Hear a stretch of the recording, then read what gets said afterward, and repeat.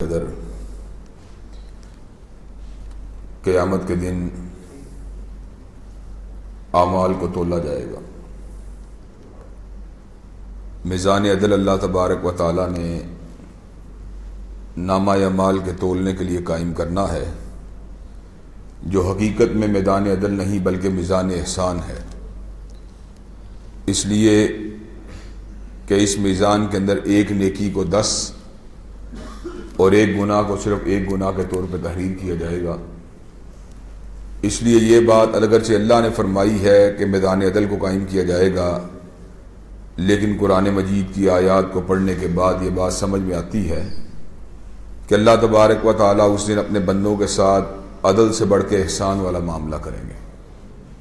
فَأَمَّا مَنْ ثَقُلَتْ مَوَازِينُهُ فَهُوَ فِي عِيشَةٍ رَاضِيَةٍ، جس کا دایاں پلڑا بھاری ہوگا انشاءاللہ وہ جنت کے باغات میں ہوگا، اور جس کا بایاں پلڑا بھاری ہوگا العیاذ باللہ وہ جہنم کی کھائی میں ہوگا۔ حضرات گرامی قدر، اعمال متحرک ہیں اور اپنے اثرات کو انسان کی زندگی میں بھی چھوڑ جاتے ہیں اور اعمال میں بھی درج کروا جاتے ہیں۔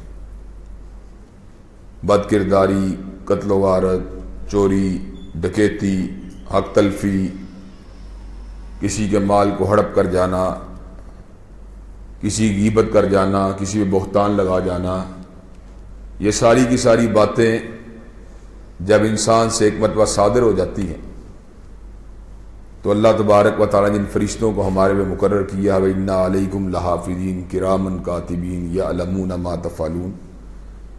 کرامن کاتبین ان کو درج کر لیتے ہیں، وہ جو لوہے کے اوپر جو ہے لکیر کی طرح، پتھر پہ لکیر کی طرح یہ باتیں ثبت ہو جاتی ہیں۔ ان کے نتائج آخرت کے اندر انتہائی ہولناک، انتہائی دردناک ہیں، لیکن اللہ تبارک و تعالی وہ واحد حساب لینے والے ہیں جو پیپر کے ہو جانے کے باوجود اور اعمال کے غلط ہو جانے کے باوجود بھی انہوں نے ایک ایسا راستہ رکھا ہے جس کے نتیجے کے اندر پیپر کی غلطیوں کی مکمل اصلاح ہو سکتی ہے۔ 3 گھنٹے کا پیپر اگر غلط ہو جائے تو اس کے بعد اس کی اصلاح کی کوئی امکان، کوئی گنجائش باقی نہیں رہتی۔ پھر نیکسٹ ایئر میں، نیکسٹ اٹمپٹ میں کوئی پیپر دینے کی بات ہو تو ہو، اس پیپر میں کوئی تبدیلی نہیں ہو سکتی۔ لیکن اللہ تبارک و تعالیٰ کا معاملہ بڑا عجیب ہے کہ ایک طرف تو لمحے لمحے کو دیکھ بھی رہے ہیں، درج بھی فرما رہے ہیں، رجسٹر کے اندر بھی چڑھا رہے ہیں، لیکن اس پیپر کے اندر ہونے والے جو غلط معاملات ہیں ان کے ازالے کے لیے بھی اللہ تبارک و تعالیٰ نے بڑا ایک خوبصورت، قابل قدر اور عظیم الشان راستہ جو ہے اس کو برقرار رکھا ہے۔ وہ راستہ کیا ہے؟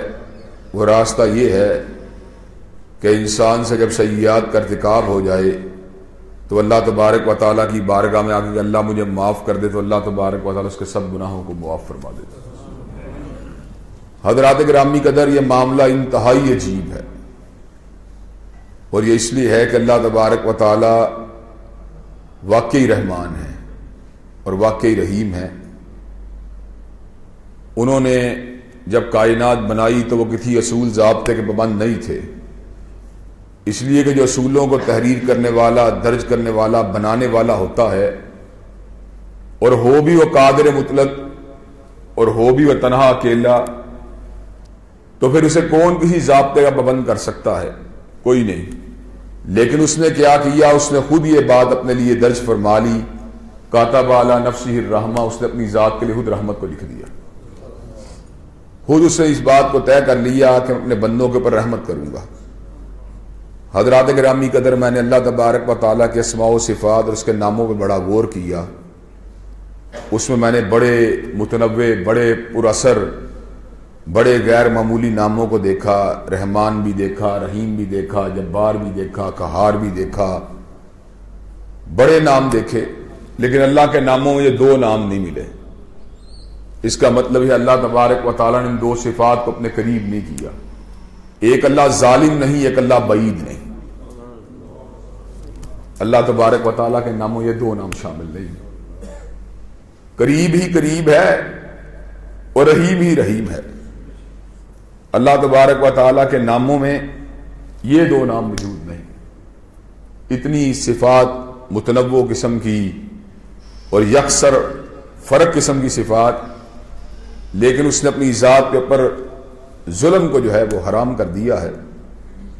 ظلم نہیں وہ کسی کے ساتھ کرے گا، بلکہ جو انسان زیادتی کرتا ہے در حقیقت وہ خود ہی اپنی ذات کے ساتھ ظلم کرتا ہے، خود ہی اپنی ذات کے اوپر جبر کرتا ہے، خود ہی اپنے لیے گھڑا کھودتا ہے، خود ہی اپنے لیے خندق کھودتا ہے، خود ہی اپنے لیے جہنم کے راستوں کو مقرر کرتا ہے. حضرات گرامی قدر، انسان تو بدعمالیاں کر رہا ہوتا ہے، گناہوں اور سیئات کا ارتکاب کر رہا ہوتا ہے، لیکن آسمان سے ایک اور پکار آ رہی ہوتی ہے، یا عبادی الذین اسرفوا علی انفسہم لا تقنطوا من رحمت اللہ ان اللہ یغفر الذنوب جمیعا. اے میرے بندو جو اپنی جانوں پہ ظلم کر چکے ہو، میری رحمت سے نا امید نہ ہونا، میں تمہاری ساری خطاؤں کو معاف کر دوں. یہاں سے ظلم کی بات اور وہاں سے رحمت کا اعلان. حضرات گرامی قدر، تین گناہ جو بہت بڑے ہیں، اللہ تبارک و تعالیٰ نے ان تین گناہوں کا ذکر سورہ فرقان میں فرما کر بڑی حوصلہ افزائی کی ہے. بہت بڑا امید کا ایک چراغ نہیں بلکہ سورج کہنا چاہیے، اس کو روشن فرما دیا ہے. گہری رات ہو نا، گہری رات مایوسی کی، تو جب سویرے سورج نکلتا ہے تو رات چھٹ جاتی ہے. اسی طرح ساری کی ساری زندگی اگر گناہوں میں گزر چکی ہو تو اللہ تبارک و تعالیٰ کا یہ فرمان جو ہے انسان کو عجیب امید کا احساس دلاتا ہے. اللہ تبارک و تعالیٰ تین گناہوں کا ذکر فرماتے ہیں، شرک کا ذکر فرماتے ہیں. ان الشرک لظلم عظیم، ظلم تو بہت سے ہیں لیکن کوئی ظلم بھی شرک کا مقابلہ نہیں کر سکتا. اور قتل اتنا بڑا گناہ کہ انہ من قتل نفسا بغیر نفس فساد فی الارض فکانما قتل الناس جمیعا. جس نے ایک بندے کو مارا ہے، اس نے ایک کو نہیں مارا بلکہ پوری انسانیت کو مارا ہے. اور زنا اتنا بڑا گناہ کہ حافظ ابن حجر رحمۃ اللہ علیہ نے المتجر الرابع کی اس حدیث کو صحیح قرار دیا ہے. بعض محدثین نے نقد بھی کیا ہے، لیکن آپ نے اس کو صحیح قرار دیا اور حدیث کے مطابق ایک دفعہ کا ارادے کے ساتھ کیا ہوا زنا 60 سال کی نیکیوں کھا جاتا ہے. حضرات گرامی قدر، یہ قتل، یہ زنا، یہ شرک انسان کی تباہی پہ منتج ہوتے، اس کے لیے ذلیل ہو کر اور رسوا ہو کر جہنم کے عذاب کے اندر اس کو پھینکوانے کا باعث بن جاتے ہیں. لیکن اللہ تبارک و تعالیٰ نے بڑی خوبصورت بات فرما کر زہوں اور فاہے رکھ دیے. میرے اللہ نے اعلان فرمایا الا من تاب وآمن وعمل عملا صالحا فاولئک یبدل اللہ سیئاتہم حسنات. تم شرک کو لے کے آؤ، قتل کو لے کے آؤ، زنا کو لے کے آؤ، اس کے بعد توبہ کو لے کے آؤ، ایمان کو لے کے آؤ، عمل صالح کو لے کے آؤ، تمہارے گناہوں کو معاف ہی نہیں کروں گا بلکہ نیکیوں کے ساتھ تبدیل فرما دوں. حضرات گرامی قدر، کیسا اللہ تبارک و تعالیٰ نے زبردست معاملہ اپنے بندوں کے ساتھ رکھا ہے کہ معافی مانگنی ہے تو ساتھ ہی اللہ تبارک و تعالیٰ نے اس کو اس کی جگہ پہ نیکیوں کو درج کر دینا ہے.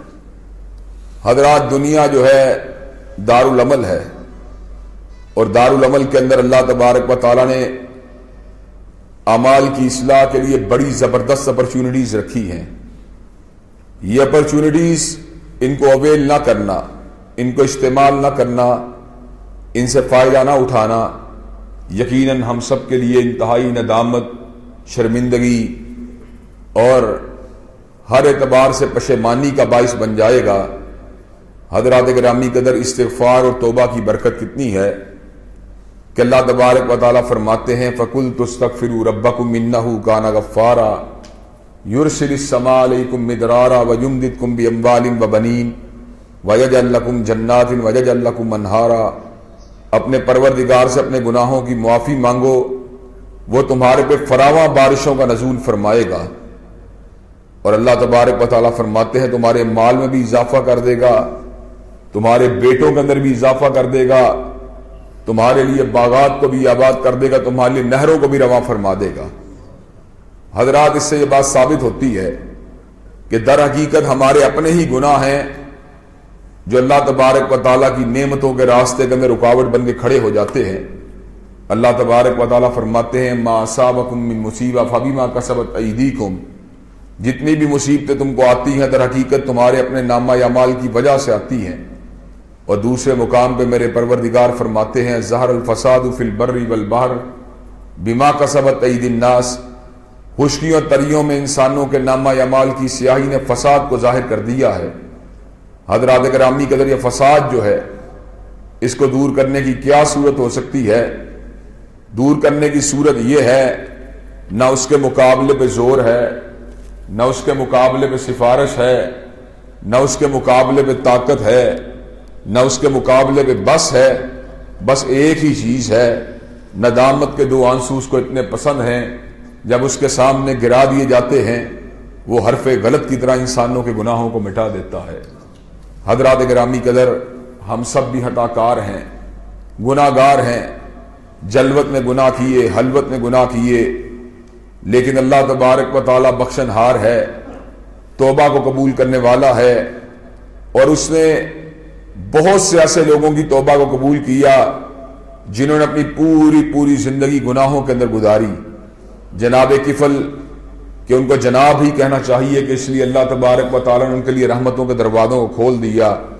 ساری زندگی گناہ کرنے کے بعد آخری رات زندگی کی جب اس عورت سے ایک کنارہ کشی کو اختیار کیا جسے بدکاری کی نیت سے بلایا تھا، اور اللہ تبارک و تعالیٰ کی بارگاہ میں آ کے عزم کیا کہ اللہ آئندہ کے بعد میں ہرگز ایسا گناہ نہیں کروں گا، اللہ آئندہ کے بعد تیرا تابعدار بن کے رہوں گا، اسی رات موت واقع ہوئی۔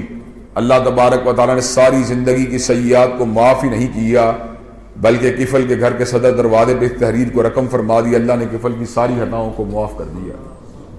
حضرات، 99 انسانوں کے قاتل کو اللہ تبارک و تعالیٰ نے اپنی رحمت سے معاف فرما دیا، اور جب عذاب اور ثواب کے فرشتے زمین کی پیمائش کے لیے آپس میں جھگڑ رہے تھے تو فاصلہ نیکوکاروں کی بستی سے زیادہ تھا، لیکن اللہ تبارک و تعالیٰ نے زمین پہ وحی کا نزول فرمایا اور فاصلے کو سمیٹ دیا، نیکوکاروں کی بستی کے قریب کر کے اس کو جنت میں داخل فرما دیا۔ حضرات گرامی قدر، شبیبہ غامدیہ رضی اللہ تعالیٰ عنہا خطا کے ارتکاب کے بعد جب حاملہ ہوئی اور ایک ہی تمنا تھی کہ مجھے گناہوں سے پاک اور صاف کر دیا جائے، تو نبی مہرباں ان کے معاملے کو ملتوی فرماتے رہے، مؤخر کرتے رہے، یہاں تک کہ بچے کی پیدائش ہو گئی، پھر روٹی کھانے کا وقت بھی آ گیا تو ان کو زمین کے اندر گاڑا گیا اور حد کو قائم کرنے کے لیے ان کے اوپر پتھروں کو برسایا گیا۔ خون کا ایک فوارہ سیدنا خالد بن ولید کے کپڑوں پہ پڑا، کہا عورت ناپاک تھی، جاتے جاتے مجھے بھی ناپاک کر گئی۔ تو نبی مہربان نے جو ارشاد فرمایا اس کے دو مختلف متون جو ہے کتب احادیث کے اندر موجود ہیں۔ ایک روایت کے مطابق آپ نے الفاظ کہے اگر شبیبہ کی توبہ کو 70 گناہ گاروں پر، اور دوسری روایت کے مطابق آپ نے الفاظ کہے اگر اس کی توبہ کو مدینہ کے سب گناہ گاروں پر تقسیم کر دیا جائے اللہ سب کی خطاؤں کو معاف کر دے۔ حضرات گرامی قدر، اللہ کے یہاں پر دیر نہیں، نہ دیر ہے نہ اندھیر ہے۔ اللہ ان نصر اللہ قریب، اللہ کی نصرت قریب ہے۔ ان رحمت اللہ قریب من المحسنین، بے شک اللہ کی رحمت نیکوکاروں کے قریب ہے، اللہ کی مغفرت قریب ہے۔ حضرات گرامی قدر، صرف یہ بات ہے کہ ہمیں توجہ کرنے کی ضرورت ہے، اپنے گناہوں کے اوپر نادم ہونے کی ضرورت ہے، اپنی سیئات کا استحضار اور سیئات کے اوپر غور و فکر کرنے کی ضرورت ہے۔ اگر ہم صحیح معنوں میں سچے دل کے ساتھ اللہ کی بارگاہ میں توبہ طائب ہو کر آئیں تو یقیناً اللہ تبارک و تعالی ہماری ساری خطاؤں کو معاف کرنے کے پر قادر ہیں اور انشاءاللہ معاف فرمائیں گے۔ حضرات، ایک آخری بات کر کے اپنی بات کو ختم کروں گا۔ قرآن مجید میں اللہ تبارک و تعالی نے ایک نیکی کا ذکر کیا، ایک گناہ کا ذکر کیا کہ یا ایھا الذین آمنوا اذا لقیتم الذین کفروا زحفا فلا تولوهم الادبار ومن یولہم یومئذ دبرہ الا متحرفا لقتال او متحیزا الی فئۃ فقد باء بغضب من اللہ ومأواہ جہنم وبئس المصیر۔ جو بندہ कुफार के मुकाबले में भाग जाएगा, इस्लाम के लश्कर को छोड़कर, अल्लाह का उसके ऊपर गुस्सा भी होगा, नाराजगी भी होगी और जहन्नम के अंगारे उसका मुकद्दर भी होंगे। लेकिन मेरे नबी ये मेहरबान फरमाते हैं, अगर ऐसा शख्स भी बारगाह रब्बुल आलमीन में आके ये अल्फाज कहे, अस्तगफिरुल्लाह अल्लज़ी ला इलाहा इल्ला हुवल हय्युल क़य्यूम व अतूबु इलैह, अल्लाह उसकी भी खताओं को मुआफ़ कर देगा। हज़रात गिरामी कदर, हम यकीनन खताकार हैं, हम सारे के सारे गुनाहगार हैं, लेकिन अल्लाह गफूर व गफ़ार है, अल्लाह तवाब व रहीम है। अल्लाह तबारक व तआला हम सब के गुनाहों को मुआफ़ फरमाए, हम सब की सय्यात को अल्लाह तबारक व तआला हरफ गलत की तरह मिटा दे। हमें इस एतकाफ़ में लैलतुल क़द्र की घड़ियों में खसूसियत से अल्लाह की बारगाह में आके अपने गुनाहों की मुआफ़ी मांगनी चाहिए। बल्कि मैं अपने दोस्तों को नसीहत करूँगा, खसूसियत के साथ 2 अज़कार, एक अल्लाह की तस्बीह और एक इस्तिग़फ़ार, इनको आप कसरत के साथ करें।